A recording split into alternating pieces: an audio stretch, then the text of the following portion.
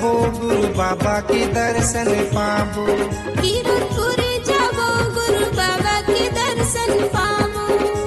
चरण कुंजाबो अमृत कुंजाबो, चरण कुंजाबो अमृत कुंजाबो, जो के नदी में नहाबो।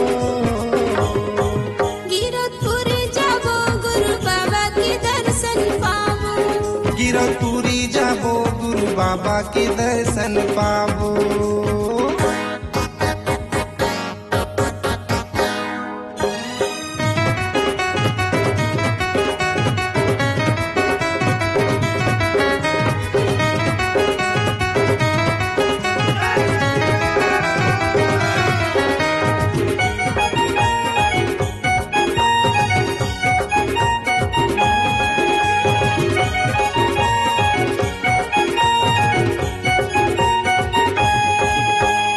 अमृत कुंड पानी में नहा के पाप सब धुल जातेगा।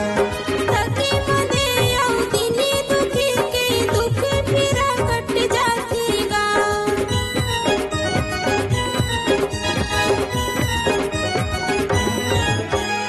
अमृत कुंड पानी में नहा के पाप सब धुल जातेगा। थके मने औदिनी दुखी के दुख फिरा कट जातेगा।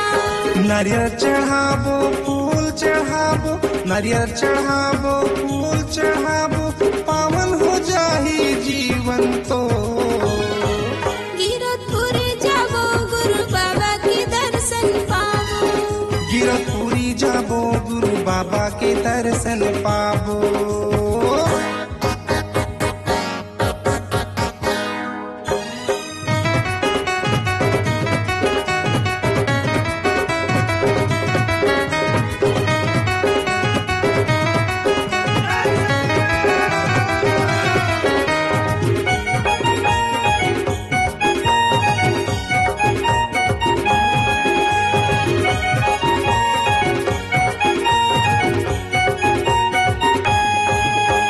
सादा के झंडा सादा के खंभा, चिन्ह बताए सबला तो।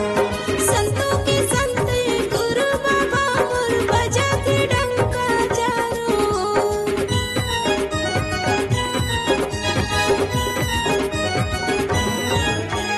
सादा के झंडा सादा के खंभा, चिन्ह बताए सबला तो। संतों के संत गुरु बाबा मोर बजाते डंका चारों ओर। दर्शन ला पाबो फलो ला पाबो, दर्शन ला पाबो फलो ला पाबो, कीरतपुरी जाबो धाम गा। कीरतपुरी जाबो गुरु बाबा के दर्शन पाबो। कीरतपुरी जाबो गुरु बाबा के दर्शन पाबो। कीरतपुरी जाबो गुरु बाबा के दर्शन पाबो। कीरतपुरी जाबो गुरु बाबा के दर्शन पाबो। कीरतपुरी जाबो गुरु बाबा के दर्शन पाबो।